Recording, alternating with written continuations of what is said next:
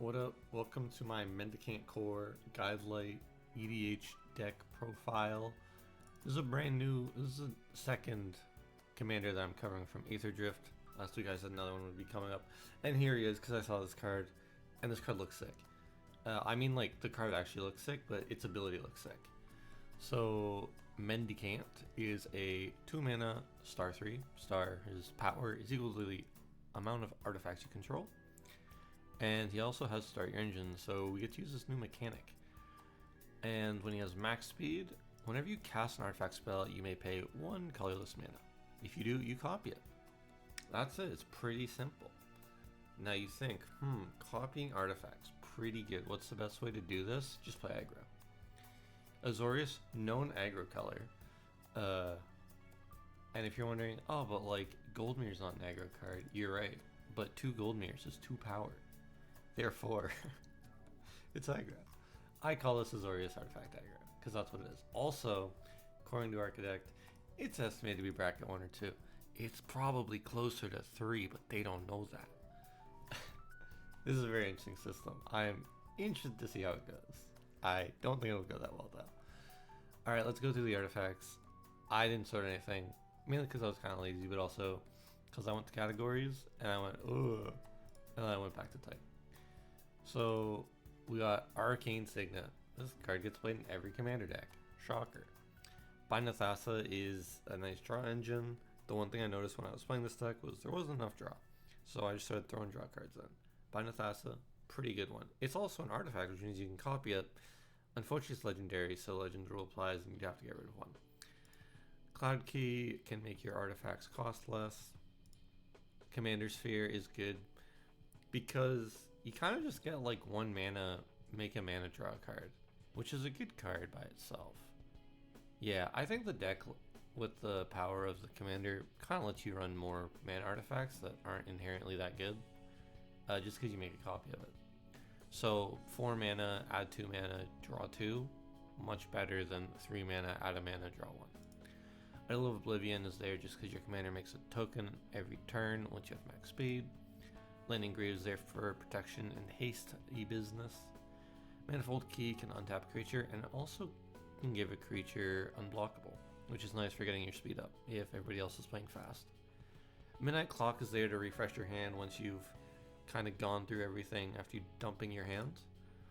Mystic Forge is casting artifacts from the top of your deck, or setting up to cast artifacts from the top of your deck. Good card. Nettle Cyst is in the deck because it's an artifact, which means you get 2 of them. But also, the equipped creature gets +1/+1 for each artifact and or enchantment you control, which you're going to have a lot of.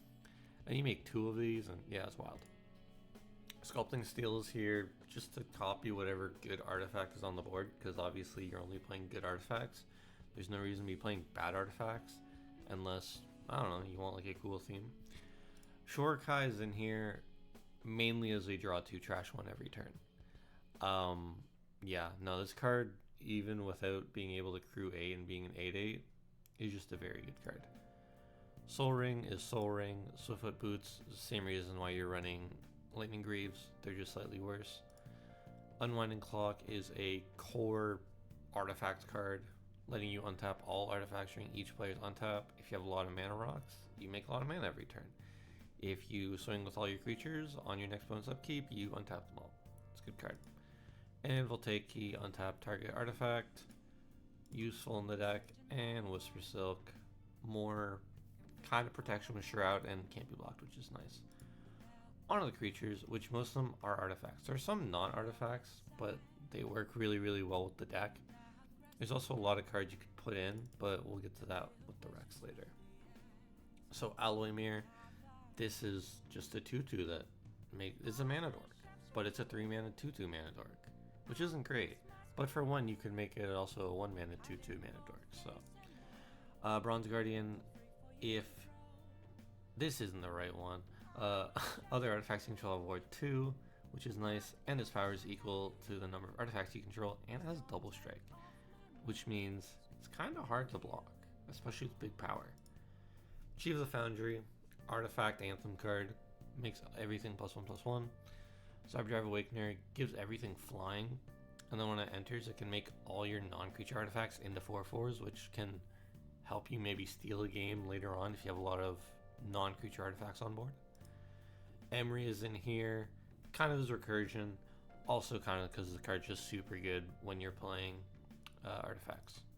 Ethereum Sculptor, cost reduction for artifacts, Aethersworn Sphinx, Affinity for artifacts, and Flying Cascade. So realistically, you're playing this for 2-3 mana. It's a 4/4. You're copying it, so you're actually getting 2. It's double cascading. Good card. Foundry Inspector, artifacts cost 1 less. Gingerbread's a good way to get your max speed early on. It's also not bad later if you equip it with a Nettle Cyst and make it unblockable. Gold Mirror is a mana dork. There's a bit of a mana dork or a gold mirror, just a mirror grouping in this deck with Mirror Battlesphere. Illustrious Wanderglyph it has Ascend, so if you have 10 or more artifacts, which you almost always do in a game of Commander, unless you're playing extremely high power fast decks, other artifacts get +2/+2 as long as you have the City's Blessing, and at the beginning of each upkeep, you make a 1/1. And this 5 mana, which is a little steep, but then again, you're paying 1 extra mana and you're getting +4/+4 on all your artifacts, which is pretty crazy. Jorah's Familiar is here. Again, just for cost reduced, because cost reduction in the deck is really nice, especially with pretty much all of these artifacts being colorless. Cap Cannoneer is in the deck. It's a great finisher. Whenever an artifact enters, you put a 1/1 on it. Can't be blocked this turn. You can also copy this with your commanders. You could have 2 of them on board. Good card. And it has a word for it, because why not? Lochiel, one of the few uncopyable, unless you want to sack run characters, also just not an artifact, so there's that too. So he prevents all common damage that would be dealt to attacking artifact creatures you control, which is good because you're trying to play aggro with the deck. And then whenever one or more artifact creature enters the battlefield, you draw a card. It only triggers once a turn, but it's a nice draw card and protection on swings. Master of Ethereum, its power and toughness is equal to the number of artifacts you control, and other artifacts get +1/+1. So more Anthem. He's also just really big because you have a lot. Master Transmuter, you can pay a blue, tap it, return an artifact to your hand, and you can put an artifact from your hand onto the battlefield.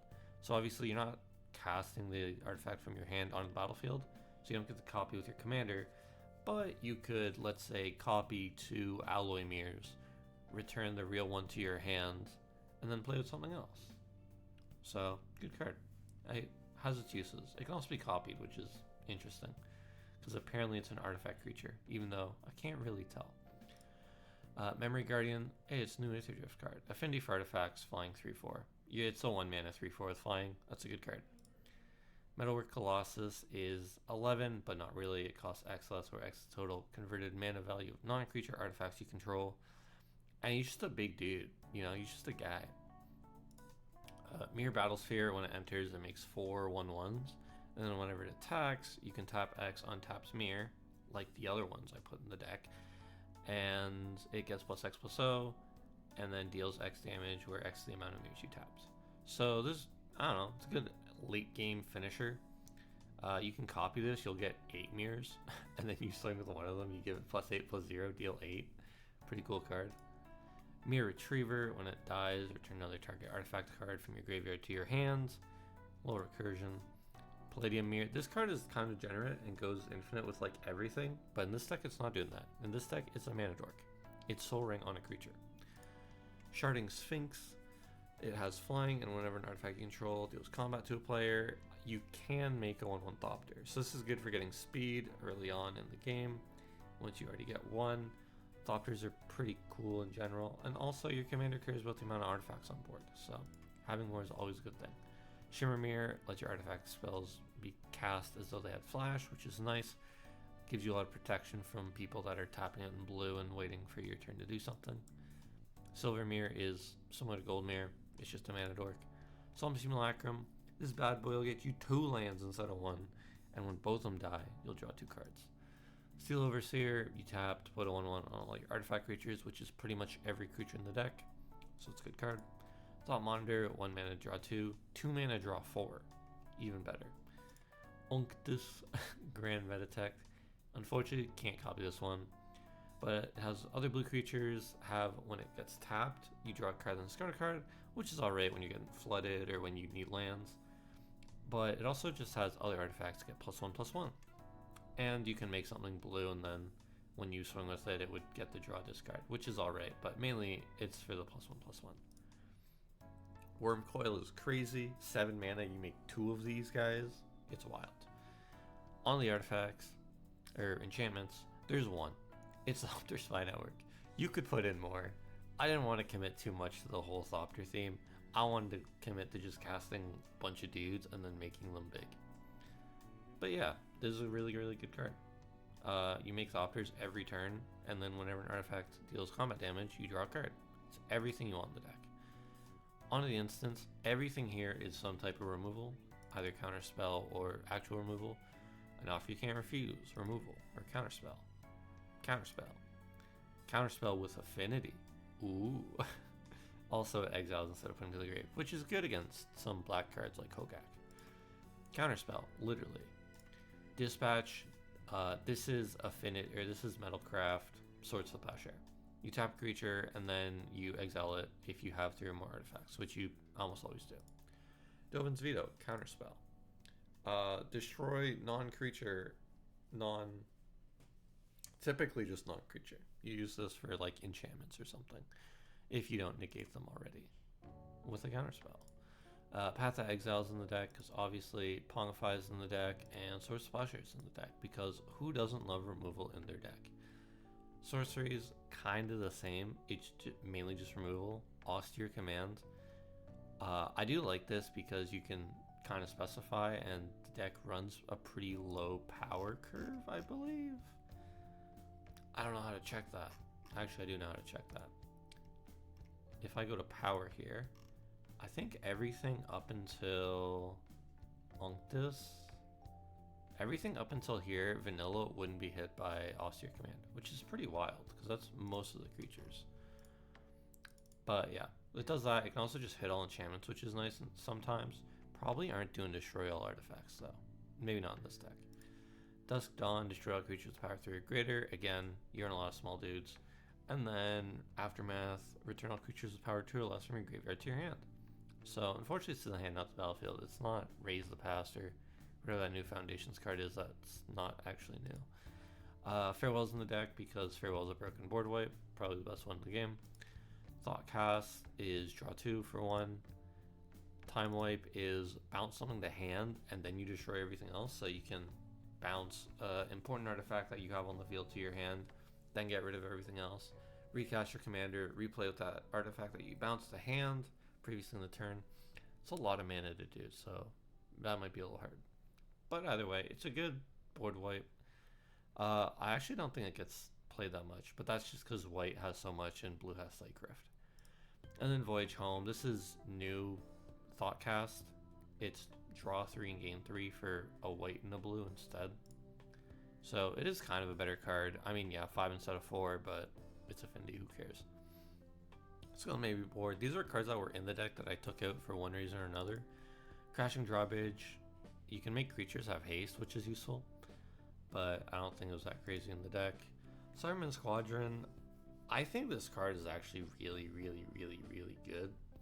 Especially imagine this, and you like Myriad of Mirror Battlesphere, and then your 3 Mirror Battlespheres enter, and then, or 2, and then you make 8 more mirrors.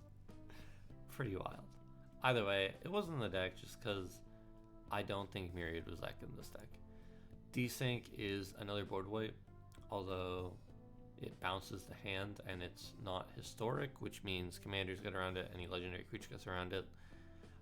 It does hit enchantments, which is nice, but yeah, it doesn't really hit enough cards for it to be good.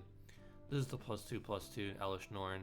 You just go really, really wide with the deck, so it's never a bad card to have. Didn't really fit the artifact theme though, so. Esper Sentinel. This card's just very salty and very expensive, and I didn't really think it fit to put a card like Esper Sentinel in this deck. If you're playing higher power and like better cards, then sure, go for it. But realistically, the card wouldn't really fit in the deck because of some of the power. Because of the power discrepancy, I think. This card is just kind of like cool. I saw this card, I couldn't really fit it in the deck. but it's cool. Other legendary permanents have Ward 2, and it's just a 1/3 flying lifelink, which means it's easy to get hits in with it. Line Sash is graveyard hate, but also an artifact, which is cool, but also an equipment, which is cool. But I realized having two of them is kind of weird because you want to put all the counters on one of them, and there'd be no reason to play two. I mean, you could just put it in the deck and never copy it, but yeah. And then Phyrexian Metamorph is just, when it enters, it becomes a copy of anything, and then it's also an artifact, which is nice. When you cast it, you make 2 copies of it, so you actually make 2 of anything. It's actually a really, really good card, but sometimes there's nothing good on the board, and the card is pretty useless. I didn't cover the lands. I mean, I think the only like interesting lands I put in Academy Ruins, obviously. I put in the artifact lands, Ancient Den, the Synod, and Darksteel Citadel. Besides that, all your kind of basic can enter untapped if there's a way. Regicide Bridge, another artifact land. Then Rogue's Passage just to make my commander unblockable. On to the Rex. I was looking at these earlier. There's a few cool ones. I do think the max speed lands are kind of cool. I kind of want to do some with them. I think some of them are pretty good. I think this one is alright. I think the one that gives haste is actually really good. I wouldn't be surprised if that sees a decent bit of play in Commander. You could play this and this as more mana artifacts, or mana rocks, but I didn't really care about that. Trell Narn artifact creatures is interesting, but I think the deck already had enough board wipes. Size good for a Thopter strategy, but I didn't really want to go with that heavy of a Thopter strategy. I think you could. Padim, all your artifacts have hexproof is the only reason you play this card. If you have the most expensive or the highest mana value artifact, you draw a card. Doesn't really come up that much. Other cards in the deck, yeah, Esper Sentinel. You could play Research Thief when it enters. Or when an artifact creature you control deals combat damage to player, draw a card. It's alright. It's also a 5 mana 3/3. So, Ornithopter of Paradise is interesting, but I'd rather my artifacts be able to actually hit for damage. I mean, Inventor's Fair, Enlightened Tutor if you want to play tutors. Watch out, that'll bump you up to bracket 3 though. Oh, the people in bracket 3 aren't good people. I'm kidding, obviously. Fidelkan Archmage, draw a card. Fabricate, that's another tutor. I think Crystal Skull, Izu Spyglass, a pretty interesting card. You can play Historics from the top of your library, so similar to Mystic Forge, but a little more generic, which in this deck doesn't matter. Mechanized Production, you don't have this as a win con. Forensic Gadgeteer is interesting if you want to also throw in an Academy Manufacturer. Thorian Dynamo is interesting. There's a lot of, I mean, you're playing Azorius Artifacts, there's a lot of very, very powerful cards. K9 Mark, there's another one, although it's legendary, so maybe not. Either way, you can build this in a much different way. I just kind of wanted to build Azorius and then aggro, because I thought it'd be interesting. So yeah, that's it. Thank you for watching. Next week, I'm going to have a very interesting deck that I made last night at 2 a.m.